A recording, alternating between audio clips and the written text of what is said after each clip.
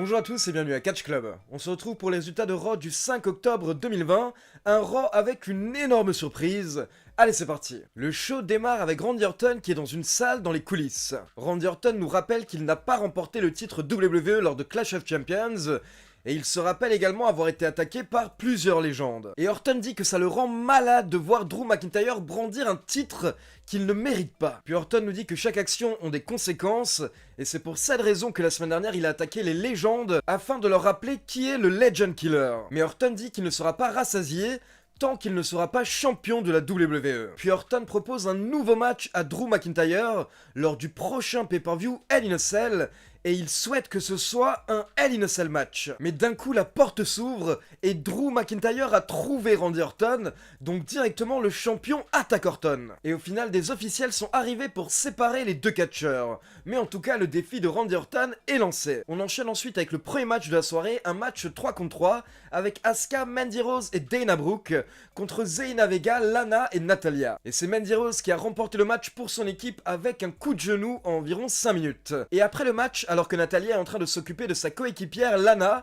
d'un coup nous avons les musiques des championnes par équipe qui démarrent, donc Nia Jax et Shayna Baszler qui sont de retour après leur petite quarantaine, et les championnes par équipe font leur entrée. Zelina Vega était dans le ring avec Natalya et Lana, mais Zelina Vega préfère prendre la fuite. Lana et Natalya essayent également de sortir du ring, mais Shayna Baszler et Nia Jax vont les confronter, et une bagarre éclate. Baszler et Nia Jax ont voulu faire passer Natalya à travers la table des commentateurs, mais Lana a sauvé Natalya, et au final, c'est Lana qui est passée à travers la table des commentateurs suite à un Samoan Drop de Nia Jax.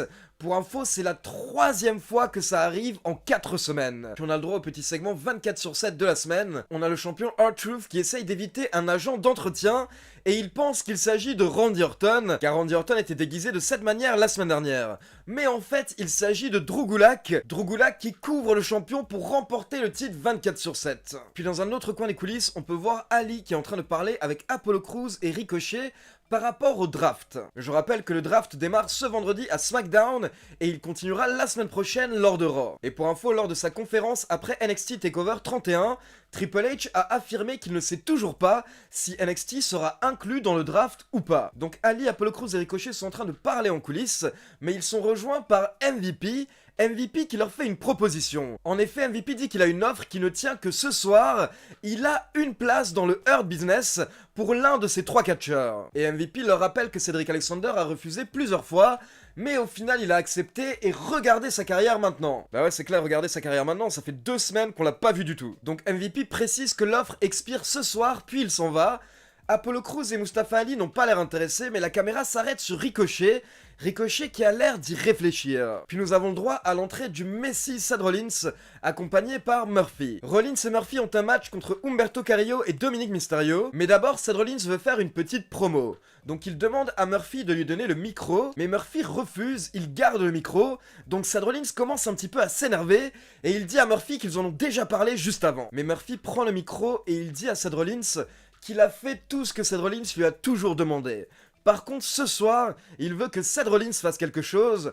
Il veut que Seth Rollins s'excuse auprès de Aalyah Mysterio. Mais là, Rollins s'est énervé. Il a frappé le micro des mains de Murphy, et Rollins dit que ce qu'il a fait la semaine dernière, c'est rien, car il aurait pu dévoiler beaucoup plus de messages privés qui montrent la vraie relation entre Aalyah et Murphy. Rollins rappelle à Murphy qu'il n'est qu'un disciple, alors que Rollins est le Messie. Et alors que Rollins et Murphy sont en train de se prendre la tête, ils se font attaquer par Humberto Carrillo et Dominic.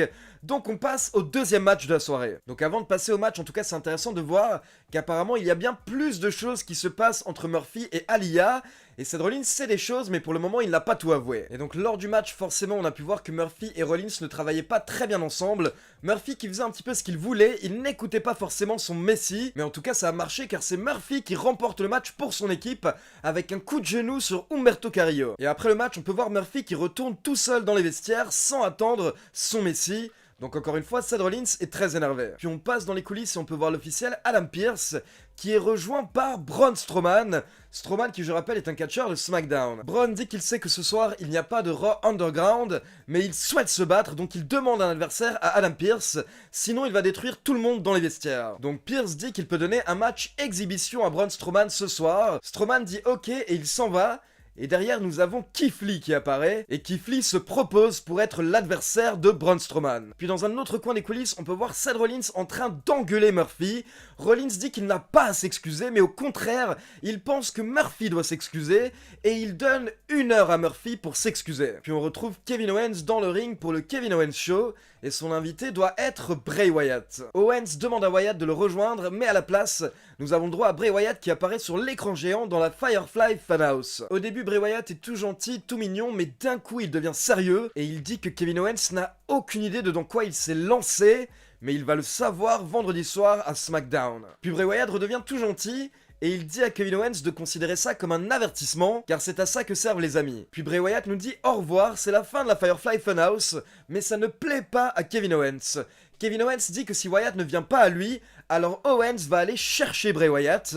Owens sort du ring, mais soudainement il se fait attaquer sur la rampe d'entrée par Aleister Black. Black qui porte son Black Mass à Kevin Owens, puis il s'assoit à côté de sa victime. Puis on passe en coulisses pour une petite interview de Drew McIntyre qui accepte le défi de Randy Orton, et il dit que lors de Hell in a Cell, il va envoyer Randy Orton en enfer. Puis on enchaîne avec le 3e match de la soirée, Braun Strowman contre Keith Lee.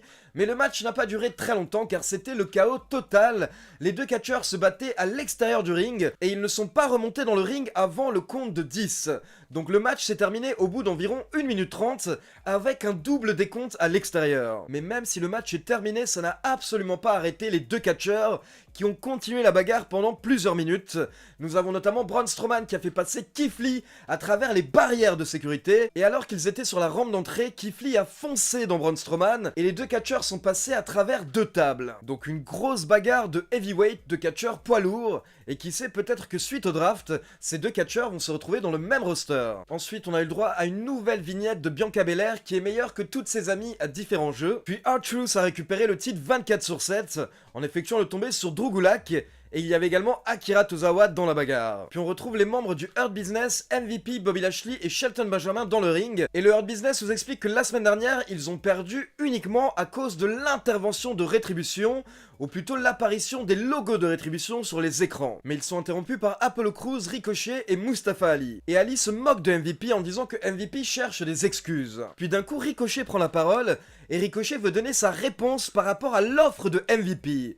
Et on peut voir que Mustafa Ali et Apollo Crews sont un petit peu choqués, car Ricochet donne l'impression qu'il va accepter l'offre de MVP de rejoindre le Hurt Business, mais c'est une blague et au final Ricochet refuse. Donc on enchaîne avec un match par équipe, Shelton Benjamin et Bobby Lashley accompagnés par MVP, contre Ricochet et Apollo Crews accompagnés par Mustafa Catch Club. On a eu le droit à un bon match d'environ 10 minutes et au final c'est Bobby Lashley qui a remporté le match pour son équipe avec le Hurt Lock. Puis on passe en coulisses et on retrouve Aliyah avec Murphy. Aliyah dit qu'elle a attendu toute la soirée pour lui parler et Murphy répond qu'il veut simplement que Seth Rollins s'excuse. Puis Aliyah demande à Murphy s'il compte s'excuser auprès de Rollins et Murphy répond qu'il ne sait pas puis il s'en va. Et dans un autre coin des coulisses on retrouve à nouveau le Hurt Business qui croise Mustafa Ali. Mustafa Ali qui va affronter MVP un peu plus tard ce soir et il demande à MVP de ramener Shelton Benjamin et Bobby Lashley avec lui, car quand Ali aura battu MVP, il s'occupera de ses coéquipiers. Puis nous avons à nouveau l'entrée de Seth Rollins, car ça fait bientôt 1 heure et Murphy n'a plus que quelques minutes pour s'excuser. Murphy fait son entrée et Seth Rollins l'encourage,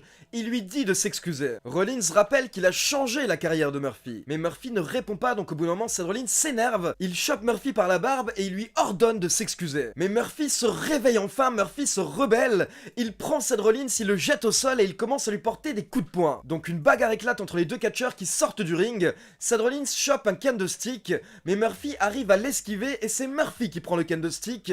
Et là, il s'acharne sur le Messie. Murphy frappe Rollins et il lui demande de s'excuser. Donc au bout d'un moment, Rollins s'excuse auprès de Aliyah Mysterio. Donc une fois que Rollins s'est excusé, Murphy commence à se calmer. Il jette le candlestick, mais là, d'un coup, le Messie se relève. Il se jette sur Murphy et il essaye de lui crever les yeux. Rollins s'enchaîne en détruisant le candlestick sur Murphy.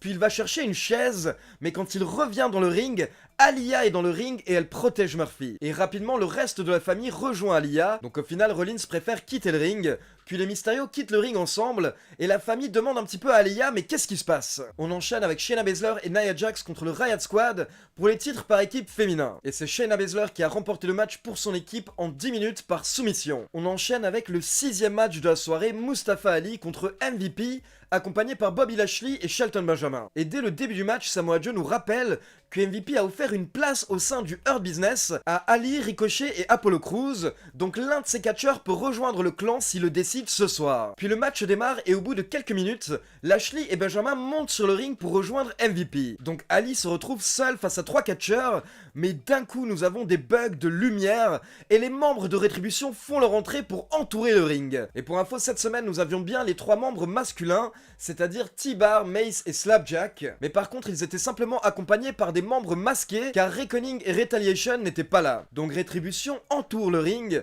et MVP demande à Ali s'il est avec eux ou pas. Donc Ali accepte, il rejoint les membres du Hurt Business au centre du ring et apparemment c'est parti pour une bagarre générale, mais Ali décide de directement sortir du ring pour confronter les membres de Rétribution. Donc là on se dit que c'est très mal parti pour Ali, mais d'un coup Ali se retourne et il ordonne aux membres de Rétribution de attaquer le Hurt Business et les membres de Rétribution obéissent. Donc on se rend compte d'un coup que Mustafa Ali fait partie de Rétribution et il a même l'air d'être le leader du clan. Donc derrière, Rétribution se débarrasse du Hurt Business et le segment se termine avec Rétribution et Ali dans le ring. Ali en tant que leader. Alors honnêtement, je vois déjà beaucoup de critiques par rapport à cet angle, alors que ça vient juste de démarrer, donc on a littéralement aucune idée de ce que ça va donner lors des prochaines semaines.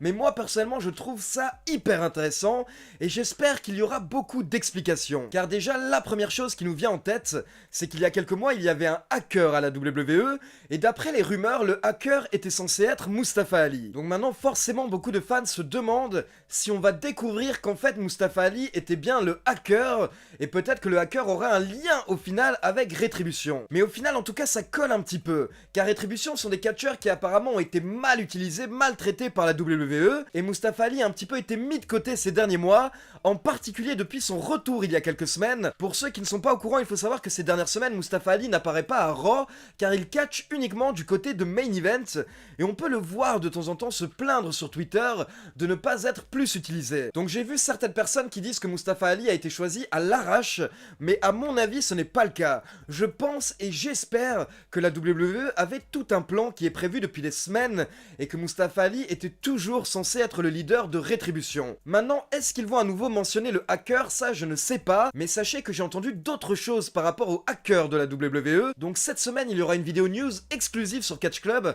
par rapport à un retour potentiel du hacker. Donc honnêtement j'ai vraiment hâte de voir ce que ça va donner lors des prochaines semaines, et dès la fin du segment quand on voyait Mustafa Ali entouré par Rétribution, bah tout de suite Rétribution avait l'air plus cool, plus classe, car ils avaient un vrai leader, quelqu'un qu'on connaît et quelqu'un qu'on souhaite voir pusher à la WWE. On termine très rapidement avec le main event de la soirée, Drew McIntyre et les Street Profits contre Randy Orton, Robert Roode et Dolph Ziggler. Pour info, à la fin du match, Drew McIntyre était en train de dominer, il avait porté son Claymore Kick à Robert Roode, mais derrière Randy Orton lui a porté le RKO pour la victoire. Donc les commentateurs ont insisté sur le fait que Randy Orton a effectué le tombé sur le champion WWE quelques semaines avant leur match à Hell in a Cell. Donc voilà, c'est tout pour les résultats de Raw. Maintenant, comme d'habitude, c'est à vous. N'hésitez pas à me laisser vos avis par rapport à Ali, leader de Rétribution, dans les commentaires. Et comme d'habitude, n'oubliez pas de liker la vidéo, de vous abonner à la chaîne et de cliquer sur la petite cloche pour être informé de la sortie des prochaines vidéos. Ciao tout le monde!